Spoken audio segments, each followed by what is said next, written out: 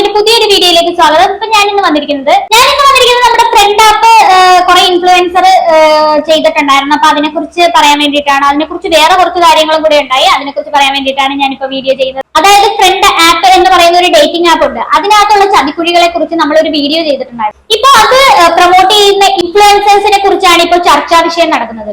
ഒരുപാട് ഇൻഫ്ലുവൻസർമാര് പ്രൊമോട്ട് ചെയ്ത ഒരു ആപ്പാണ് ഈ ഫ്രണ്ട് ആപ്പ് എന്ന് പറയുന്നത്. ഒരുപാട് കാര്യങ്ങൾ പറഞ്ഞിട്ടാണ് ആ ഒരു ഫ്രണ്ട് ആപ്പിനെ കുറിച്ച് പ്രൊമോഷൻ നടത്തുന്നത്. നിങ്ങൾ സുഹൃത്തുക്കളെ സമ്പാദിക്കാമെന്ന് പറഞ്ഞിട്ട്, ക്യാഷ് സമ്പാദിക്കാമെന്ന് പറഞ്ഞിട്ടൊക്കെയാണ് പ്രൊമോഷൻ നടക്കുന്നത്. പക്ഷെ ഇവരുടെ വാക്ക് കേട്ട് ഈ ആപ്പ് ഇൻസ്റ്റാൾ ചെയ്ത് തുറക്കാൻ നേരത്ത് കാണുന്നത് ഇത് അതിനു വേണ്ടിയിട്ടുള്ള ആപ്പ് അല്ല, വൃത്തികെട്ട രീതിയിലുള്ള സംസാരങ്ങൾക്ക് പറ്റിയ ആപ്പാണത്. ഇതിനകത്ത് ലോഗിൻ ചെയ്യുന്ന ആണുങ്ങളെ സംബന്ധിച്ചിടത്തോളം ആണുങ്ങള് അങ്ങോട്ട് കാശ് കൊടുക്കണം, പക്ഷെ പെൺകുട്ടികള് ക്യാഷ് ഇടേണ്ട ആവശ്യമില്ല. അതായത് ആണുങ്ങൾ അങ്ങോട്ട് ക്യാഷ് കൊടുക്കുകയാണെന്നുണ്ടെങ്കിൽ ഒരു ഒട്ടും സ്ട്രേഞ്ചേഴ്സ് ആയിട്ടുള്ള ഒരുപാട് പെൺപിള്ളേരുടെ ഫോട്ടോസ് വരും അതിനകത്ത് നമുക്ക് ഇഷ്ടമുള്ള ഒരു പെൺകുട്ടിയെ സെലക്ട് ചെയ്യാം. അവരുമായിട്ട് വീഡിയോ കോളും ഓഡിയോ കോളും ചെയ്യാം. കാരണം നോർമൽ മെസ്സേജ്, ടെക്സ്റ്റ് മെസ്സേജ് ഒന്നും ഇല്ല. അതിനകത്ത് ഓഡിയോ കോളും വീഡിയോ കോളും മാത്രമാണ് അവൈലബിൾ ആയിട്ടുള്ളത്. പക്ഷെ പെണ്ണുങ്ങളെ സംബന്ധിച്ചിടത്തോളം ഓഡിയോ കോളും വീഡിയോ കോളും അക്സെപ്റ്റ് ചെയ്യുന്നതിന് ക്യാഷ് കൊടുക്കേണ്ട ആവശ്യമില്ല. കാരണം ഈ ആണുങ്ങൾ കൊടുക്കുന്ന കാശിന്റെ കുറച്ച് ശതമാനം ഈ പെൺകുട്ടികൾക്ക് കിട്ടും. അതാണ് ഇതിന്റെ ഒരു ഗുട്ടൻസ് എന്ന് പറയുന്നത്. അതുകൊണ്ട് തന്നെ ഇത്തരത്തിലുള്ള ആപ്പുകൾ കൊണ്ട് വളരെ രീതിയിൽ സമൂഹത്തിന് ഒരു ബുദ്ധിമുട്ട് ഉണ്ടാകുമെന്നുള്ള കാര്യത്തിൽ ഒരു സംശയമില്ല. കാര്യം ഒരുപാട് കുടുംബ ബന്ധങ്ങളായിരിക്കും അതുവഴി തകരുന്നത്. അതായത് ഇതിനെക്കുറിച്ച് പല ഇൻഫ്ലുവൻസർമാരും ഒരുപാട് മില്യൺ കണക്കിന് ഫോളോവേഴ്സ് ഉള്ള ഒരുപാട് പേര് ഇതിനെക്കുറിച്ച് പ്രൊമോട്ട് ചെയ്യുന്നത് പല പല പല പച്ചക്കള്ളം പറഞ്ഞിട്ടാണ്. കഴിഞ്ഞ ദിവസം ഞാൻ ഇതിനെക്കുറിച്ച് ഒരു വീഡിയോ ചെയ്തിട്ടുണ്ടായിരുന്നു. ഇതിനെക്കുറിച്ച് വളരെ ഡീറ്റെയിൽ ആയിട്ടാണ് ആ വീഡിയോ ചെയ്തത്. അത് കണ്ടിട്ടില്ലാത്തവരൊന്ന് പോയി കാണുക. ഇതിനകത്ത് വന്നിരിക്കുന്ന തനി മലയാളി, പിന്നെ ജാസ്മിൻ ജാഫർ, പിന്നെ ആലിസിനെ കുറിച്ച് ഒക്കെയാണ് ഞാൻ ആ വീഡിയോ ചെയ്തത്. ഇവരൊക്കെ ഈ ആപ്പ് പ്രൊമോട്ട് ചെയ്ത ആൾക്കാരാണ്. അപ്പൊ ആ ഒരു വീഡിയോയുടെ അടിയിൽ ഒരുപാട് പേര് കമന്റ് ചെയ്യുന്നുണ്ട്, ഇവര് മാത്രമല്ല ഇതിനേക്കാളും ഒരുപാട് പേര് ചെയ്യുന്നുണ്ടെന്നുള്ള രീതിയിൽ. ശരിക്കും പറഞ്ഞാൽ ഒരുപാട് പേരുണ്ടാവും, പക്ഷെ ഞാൻ റാൻഡം ആയിട്ട് ഈ 3 പേരെ പിക്കപ്പ് ചെയ്തത് മാത്രം. ശരിക്കും പറഞ്ഞാൽ ഇത് പ്രൊമോട്ട് ചെയ്ത ആൾക്കാരെ കുറിച്ച് എല്ലാരെയും കുറിച്ച് നമ്മള് വീഡിയോ ചെയ്യുവാണെങ്കിൽ ഒരു 2.5-3 മണിക്കൂർ എന്തായാലും വേണം. അപ്പൊ ഞാനടക്കം പല യൂട്യൂബർമാരും ഇതിനെക്കുറിച്ച് വീഡിയോസ് ചെയ്തിട്ടുണ്ട്. അതിനെ സംബന്ധിച്ചിട്ട് ജാസ്മിൻ ജാഫറും തനി മലയാളി എന്ന് പറയുന്ന ആ ചാനലിലും നമ്മുടെ ഇതിനെതിരെ രംഗത്ത് വന്നിട്ടുണ്ട്. ജാസ്മിൻ ജാഫർ സ്റ്റോറി ഇട്ടുകൊണ്ടും തനി മലയാളി ഒരു വീഡിയോ ആയിട്ടാണ് വന്നേക്കുന്നത്. ജാസ്മിൻ ജാഫർ ഇതുമായിട്ട് ബന്ധപ്പെട്ടിട്ട ഒരു സ്റ്റോറി ഉണ്ട്, അത് ഞാനൊന്ന് വായിച്ചു തരാം. Best feeling ever is realizing you don't care anymore എന്നാണ് പറയുന്നത്. എന്തായാലും ഒരു സോഷ്യൽ മീഡിയ ഇൻഫ്ലുവൻസറുടെ മില്യൺ കണക്കിന് ഫോളോവേഴ്സ് ഉള്ള ഒരു ആളുടെ റെസ്പോൺസിബിലിറ്റി ആണിത്. എന്തായാലും ഇനി ഇത് പുള്ളിക്കാരി വേറെ എന്തെങ്കിലും ഉദ്ദേശിച്ചിട്ടാണോ ഇനി ഈ സ്റ്റോറി ഇട്ടതെന്ന് അറിയില്ല കേട്ടോ. എന്തായാലും ഇങ്ങനെ ഒരു വലിയൊരു സംഭവം നടക്കുന്ന സമയത്ത് അതിനോട് മറുപടി പറയാനായിട്ട് വരേണ്ടതായിരുന്നു. ശരിക്കും പറഞ്ഞു കഴിഞ്ഞാൽ ഈ ഒരു സമയത്ത് പുള്ളിക്കാരി ഈ ഒരു സ്റ്റോറി ഇടുമ്പോഴത്തേക്കും അത് കാണുന്നവര് ഓട്ടോമാറ്റിക് ആയിട്ട് വിചാരിക്കും അതിനെ സംബന്ധിച്ചിട്ട ഒരു സ്റ്റോറി ആണെന്ന്.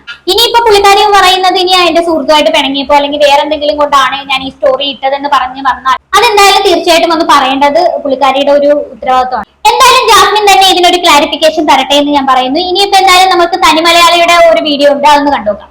ഒരു ബ്രാൻഡിനായിട്ട് ഒരു കൊളാബറേഷൻ ഓൺഗോയിങ് ആയിട്ടുള്ള സമയത്ത് ഞാൻ ആദ്യം ചെയ്യുന്ന ഒരു കാര്യം എന്ന് പറയുന്നത് ബ്രാൻഡിനായിട്ട് ഒരു കോള് വെക്കുക എന്നുള്ളതാണ്. ആ ഒരു കോളില് ബ്രാൻഡിന് ഒരു എംപ്ലോയി വന്ന് അവരുടെ പ്രൊഡക്ട്സും കാര്യങ്ങളും എല്ലാം നമുക്ക് എക്സ്പ്ലെയിൻ ചെയ്തു തരും. അതിനുശേഷം ബുദ്ധിമുട്ടൊന്നും തോന്നുന്നില്ല എന്നുണ്ടെങ്കിൽ ഒരു പെർട്ടിക്കുലർ പീരീഡ് ആ ഒരു പ്രൊഡക്റ്റ് ഉപയോഗിക്കും. അതിനുശേഷവും നമുക്ക് കുഴപ്പമൊന്നും തോന്നുന്നില്ല, സാറ്റിസ്ഫൈഡ് ആയിട്ട് ഫീൽ ചെയ്യുകയാണെന്നുണ്ടെങ്കിൽ ബ്രാൻഡിന് വേണ്ടി നമ്മളൊരു സ്ക്രിപ്റ്റ് പ്രിപ്പയർ ചെയ്യും. ആ സ്ക്രിപ്റ്റ് നമുക്കും ബ്രാൻഡിനും ഓക്കെ ആണെന്നുണ്ടെങ്കിൽ നമ്മൾ അതിന് വേണ്ടിയിട്ട് ആ ഒരു പ്രൊഡക്റ്റിന്റെ അഡ്വർടൈസ്മെന്റിന് വേണ്ടി അല്ലെങ്കിൽ പ്രൊമോഷന് വേണ്ടി നമ്മളൊരു വീഡിയോ ചെയ്ത് അപ്ലോഡ് ചെയ്യും. ആ ഒരു സ്ട്രക്ചർ തന്നെയാണ് ഈ ഒരു പെർട്ടിക്കുലർ ആപ്പിന്റെ പ്രൊമോഷന് വേണ്ടിയിട്ടും ഞാൻ ഉപയോഗിച്ചിട്ടുണ്ടായിരുന്നത്. ഏകദേശം 1.5 വർഷം മുന്നെയാണ് ഈ ഒരു ആപ്പ് പ്രൊമോഷന് വേണ്ടി കോൺടാക്ട് ചെയ്യുന്നത്.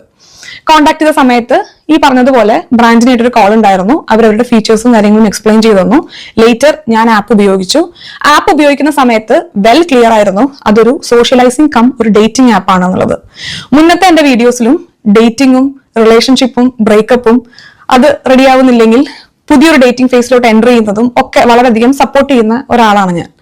അതുകൊണ്ട് തന്നെ ഇനീഷ്യലി അവർ എക്സ്പ്ലെയിൻ ചെയ്യുന്ന ഫീച്ചേഴ്സൊന്നും ഞാൻ ആപ്പ് ഉപയോഗിച്ചിട്ടുള്ള ഒരു എക്സ്പീരിയൻസ് ഒന്നും എനിക്ക് ആ ആപ്പിൽ വലിയ പ്രശ്നങ്ങളൊന്നും എന്റെ ഒരു പെർസ്പെക്റ്റീവിൽ എനിക്ക് ഫീൽ ചെയ്തില്ല.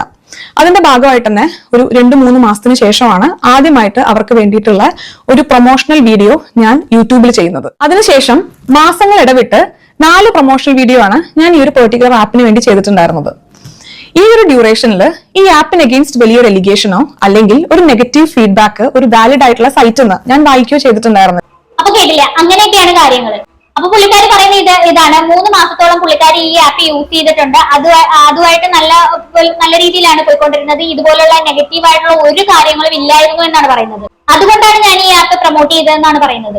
അങ്ങനെയാണ് തനിമലയാളിയോട് ഞാൻ തിരിച്ചൊരു കാര്യം ചോദിച്ചോട്ടെ, നിങ്ങൾ എന്ത് പറഞ്ഞിട്ടാണ് ഈ ആപ്പ് പ്രൊമോട്ട് ചെയ്യുന്നത്? ഒരു ഫ്രണ്ട്സിനെ സമ്പാദിക്കാമെന്ന് പറഞ്ഞുകൊണ്ടല്ലേ ഈ ആപ്പ് പ്രൊമോട്ട് ചെയ്യുന്നത്? ഏതൊരു ബുദ്ധിയുള്ള ആൾക്കും ഈ ആപ്പ് തുറന്നു നോക്കിയാൽ തന്നെ മനസ്സിലാക്കാൻ സാധിക്കും ഇത് ഫ്രണ്ട്സിനെ സമ്പാദിക്കാൻ പറ്റിയ ആപ്പല്ല എന്ന്. ഇത് സെക്സ് ടോക്കിന് പറ്റിയ ആപ്പാണെന്ന്. എന്തായാലും അത് നിങ്ങൾക്ക് മനസ്സിലാക്കാൻ പറ്റിയിട്ടുണ്ടാവുമല്ലോ. എന്തായാലും മനസ്സിലായ സ്ഥിതിക്ക് നിങ്ങൾ എന്തുകൊണ്ട് ഇത് ഫ്രണ്ട്സിനെ സമ്പാദിക്കാൻ പറ്റിയ ആപ്പാണെന്ന് പറഞ്ഞ് പ്രൊമോട്ട് ചെയ്തു? അതിനൊരു മറുപടിയാണ് വേണ്ടത് അല്ലെ? നിങ്ങൾ 3 മാസം ഈ ആപ്പ് ഉപയോഗിച്ച് നോക്കിയെന്നാണല്ലോ പറയുന്നത്. അതുകൊണ്ട് പറഞ്ഞ കേട്ടോ, 3 മാസം ഉപയോഗിച്ചിട്ടും ഈ ആപ്പിന് പ്രശ്നമൊന്നും തോന്നിയില്ലെന്ന് പറഞ്ഞാൽ അത് വിശ്വസിക്കാൻ കുറച്ച് പ്രയാസമാണ്. എന്തായാലും ഈ ആപ്പ് ഉപയോഗിച്ച് തുടങ്ങുമ്പോൾ തന്നെ ഭൂരിഭാഗം ആൾക്കാർക്കും മോശം അനുഭവമാണ് ഉണ്ടായത്. ഇനി അതല്ലെങ്കിൽ നിങ്ങൾ ഈ ആപ്പ് ഒന്ന് ജസ്റ്റ് ലോഗിൻ ചെയ്ത് ഇതിന്റെ ഇന്റർഫേസ് മാത്രമായിരിക്കും നിങ്ങൾ നോക്കിയിരിക്കുന്നത്.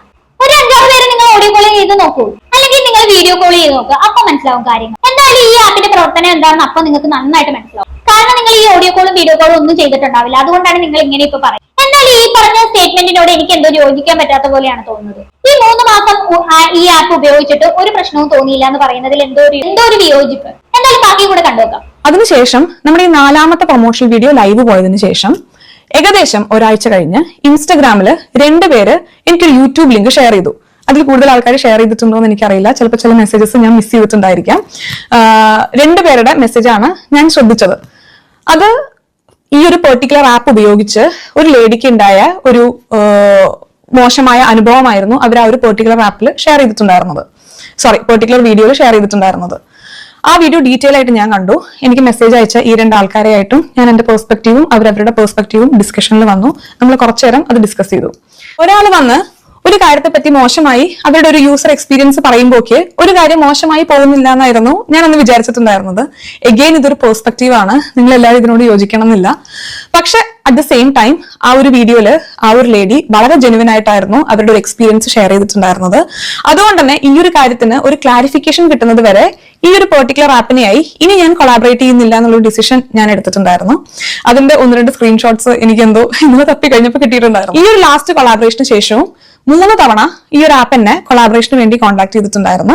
ഞാനിവിടെ സൈഡിൽ സ്ക്രീൻഷോട്ട് കൊടുക്കുന്നുണ്ട്. ഇതില് ആദ്യം ഞാൻ പറയുന്നുണ്ട് ഫ്യൂ മന്ത്സിന് ഞാൻ കൊളാബറേറ്റ് ചെയ്യുന്നില്ല എന്നുള്ളത്. ലേറ്റർ ഫെബ്രുവരിയിൽ വന്ന ഒരു കൊളാബറേഷൻ റിക്വസ്റ്റ് ആണത്. അതിൽ ഞാൻ വീണ്ടും പറയുന്നുണ്ട് ഞാൻ ഈ ഒരു ആപ്പിനായിട്ട് ഇപ്പൊ കൊളാബറേറ്റ് ചെയ്യുന്നില്ല. കാരണം എനിക്ക് അപ്പോഴും ഒരു ക്ലാരിഫിക്കേഷൻ കിട്ടും ചെയ്തിട്ടുണ്ടായിരുന്നില്ല. അതിന്റെ ഒപ്പം തന്നെ ആൾക്കാരുടെ ഇടയിൽ കുറച്ച് ഈ ഒരു ആപ്പിന് ഒരു നെഗറ്റീവ് ഇമേജ് വന്നു തുടങ്ങിയിട്ടുണ്ട്. ഓക്കെ, നല്ല കാര്യം.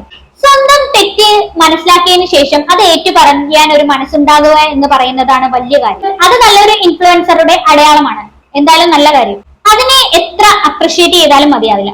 എന്തായാലും ഈ ആപ്പ് കാരണം പലർക്കും വളരെ മോശം അനുഭവം ഉണ്ടാകുന്നു എന്ന് മനസ്സിലാക്കിയ നിങ്ങൾ ഈ ആപ്പ് പ്രൊമോട്ട് ചെയ്യുന്നില്ല എന്ന് തീരുമാനിക്കുന്നതിനോടൊപ്പം ഒരു കാര്യം കൂടി ചെയ്യാൻ നിങ്ങൾ മറന്നുപോയതാണോ ഇനി മനഃപൂർവ്വം ചെയ്യാത്തതാണോ എന്ന് എനിക്കറിയാം. നിങ്ങൾ ഈ ആപ്പുമായി ബന്ധപ്പെട്ട് മുൻപും കുറെ പ്രൊമോഷൻ വീഡിയോ ചെയ്തിട്ടുണ്ടല്ലോ. അത് നിങ്ങളുടെ പ്രൊഫൈലിൽ തന്നെ വെച്ചു. ആ ഒരു ആപ്പിന്റെ കാര്യങ്ങളെല്ലാം നിങ്ങൾ അതിനകത്ത് വെച്ചത് കൊണ്ട് തന്നെയാണ് ഇതുപോലെയുള്ള വീഡിയോസ് നിങ്ങളെ കുറിച്ച് ചെയ്യേണ്ടി വന്നത്. നിങ്ങൾക്ക് അതുമായി ബന്ധപ്പെട്ട് മറുപടി പറയേണ്ടി വന്നത്, വീണ്ടും നിങ്ങളെ കുറിച്ച് സംസാരിക്കേണ്ടി വന്നതും ഒക്കെ അതുകൊണ്ടാണ്. നിങ്ങൾ അന്ന് ഇതുപോലെയുള്ള ഒരു വീഡിയോ ചെയ്യുന്നില്ല, ഇങ്ങനെയുള്ള ഒരു പ്രൊമോഷൻ ചെയ്യുന്നില്ല എന്ന് തീരുമാനിക്കുന്നതോടൊപ്പം തന്നെ മുമ്പ് ചെയ്ത വീഡിയോസ് ഒക്കെ ഡിലീറ്റ് ചെയ്തിരുന്നെങ്കിൽ തന്നെ ഇങ്ങനെ ഒരു പ്രശ്നം വരത്തില്ലായിരുന്നു. എന്തായാലും റീസെന്റ് ഈ പുള്ളിക്കാരി ഈ ആപ്പുമായിട്ട് ബന്ധപ്പെട്ടുള്ള വീഡിയോസ് ഒക്കെ ഡിലീറ്റ് ചെയ്ത് കഴിഞ്ഞു. എന്തായാലും നല്ല കാര്യം, അതിൽ എന്തായാലും ഞാൻ അപ്രീഷിയേറ്റ് ചെയ്യുന്നു. ഇനി ഇത് കഴിഞ്ഞിട്ട് പുള്ളിക്കാരി കുറച്ച് കാര്യങ്ങൾ കൂടി പറയുന്നു. അതെന്തായാലും നമുക്കൊന്ന് കേട്ടോക്കാം. ലാസ്റ്റ് ആയിട്ട് ഒരു കാര്യം കൂടെ പറയാനുണ്ട്. എത്ര ഇമ്പോർട്ടന്റ് ആയിട്ടുള്ള കാര്യമാണെന്ന് അറിയില്ല. എന്നെ സംബന്ധിച്ചിടത്തോളം ഇത് വലിയ ഇമ്പോർട്ടന്റ് ആയിട്ടുള്ള ഒരു കാര്യമല്ല. പക്ഷെ വളരെയധികം പ്രാധാന്യത്തോടുകൂടെ കോമന്റ് സെഷനിലും അതേപോലെ ചില ചാനലുകളിലും ഡിസ്കസ് ചെയ്യുന്നത് കേട്ടോണ്ട് ഒന്ന് മെൻഷൻ ചെയ്യാന്ന് വിചാരിച്ചു. വലിയ ഭീമമായ തുകകൾ വാങ്ങിയിട്ടാണ് ഇങ്ങനത്തെ ഫേക്ക് ആയിട്ടുള്ള ആപ്പുകൾ പ്രൊമോട്ട് ചെയ്യുന്നതെന്നുള്ളൊരു സ്റ്റേറ്റ്മെന്റ് ശ്രദ്ധിക്കുകയുണ്ടായി. അതിൽ പറയുന്നത് 4-5-6 ലക്ഷം രൂപയുടെ കണക്കൊക്കെയാണ്. ഈ 5 ലക്ഷം രൂപയുടെ 1/4 പകുതി പോലും ഞാൻ ആപ്പ് പ്രൊമോഷന് വേണ്ടിയിട്ട് ചാർജ് ചെയ്തു. അപ്പൊ പുള്ളിക്കാരി പറയുന്ന ഈ ആപ്പ് പ്രൊമോഷനിൽ ഞാൻ ഭീമമായിട്ടുള്ള തുകയൊന്നും വാങ്ങിച്ചിട്ടില്ലെന്നാണ് പറയുന്നത്. നിങ്ങൾ എല്ലാവരും പറയുന്ന പോലെ 5 ലക്ഷം രൂപയൊന്നും ഞാൻ വാങ്ങിച്ചിട്ടില്ല, അതിന്റെ 4/1 പകുതി പോലും ഞാൻ വാങ്ങിച്ചിട്ടില്ല എന്നൊക്കെയാണ് പുള്ളിക്കാരി പറയാൻ നോക്കുന്നത്. അങ്ങനെയാണെങ്കിൽ എത്രയായിരിക്കും വാങ്ങിച്ചത്? പുള്ളിക്കാരി പറഞ്ഞ രീതിയിൽ നമുക്കൊന്ന് കണക്ക് കൂട്ടി നോക്കാം. 5 ലക്ഷത്തിന്റെ 4/1 ഭാഗം എന്ന് പറയുമ്പോൾ എത്രയായി? 1.25 ലക്ഷം രൂപ. എന്തായാലും എന്തായാലും അതിലും പുറത്ത് നോക്കുവാണെന്നുണ്ടെങ്കിൽ പുള്ളിക്കാരി പറയുന്ന രീതി നോക്കുവാണെങ്കിൽ ഒരു 62 കേക്ക് വരും. അങ്ങനെ നോക്കുവാണെങ്കിൽ എന്തായാലും മിനിമം ഒരു 50,000-ന് മേളിൽ വാങ്ങിച്ചിട്ടുണ്ടാവുമല്ലോ. ഒരു ആഡ് പ്രൊമോഷന്റെ രീതിയിലൊക്കെ വരുമ്പോഴത്തേക്കും അതും ഒരു ഭീമമായിട്ടുള്ള ഒരു തുക തന്നെയാണ്. അല്ലെങ്കിൽ നിങ്ങൾ തുറന്ന് സമ്മതിച്ച് പറയണം, ഞാൻ വളരെ തുച്ഛമായ രീതിയിലുള്ള തുക വാങ്ങിച്ചിട്ടാണ് ഈ ആപ്പ് പ്രൊമോഷൻ ചെയ്തത്. അല്ലാണ്ട് അവിടെ ഇവിടെയും തുടങ്ങുന്നത് ഇങ്ങനെയൊക്കെ പറയുമ്പോഴത്തേക്ക് നമ്മൾ എന്താണ് വിചാരിക്കുക? ഒന്നെങ്കിൽ തുറന്നു പറയുക, ഞാൻ ഭീമമായിട്ടുള്ള തുകയൊന്നും വാങ്ങിച്ചിട്ടില്ല, ഞാൻ അല്ലെങ്കിൽ ഇത്രയും തുകയാണ് വാങ്ങിച്ചിട്ടുള്ളത് എന്ന് കാര്യം തുറന്നു പറയുക. അല്ലെങ്കിൽ പിന്നെ അങ്ങനെ ഒരു കാര്യമേ പറയാതിരിക്കുക. എന്നാലും ബാക്കി കൂടെ കേട്ടു നോക്കാം. ആക്ച്വലി അത് ഇവിടെ മാറ്റർ ചെയ്യുന്ന ഒരു കാര്യമല്ല. 4 രൂപയോ 40,000 40 രൂപയോ 40 ലക്ഷമോ എന്നുള്ളത് ഇവിടെ മാറ്റർ ചെയ്യുന്ന ഒരു കാര്യമല്ല.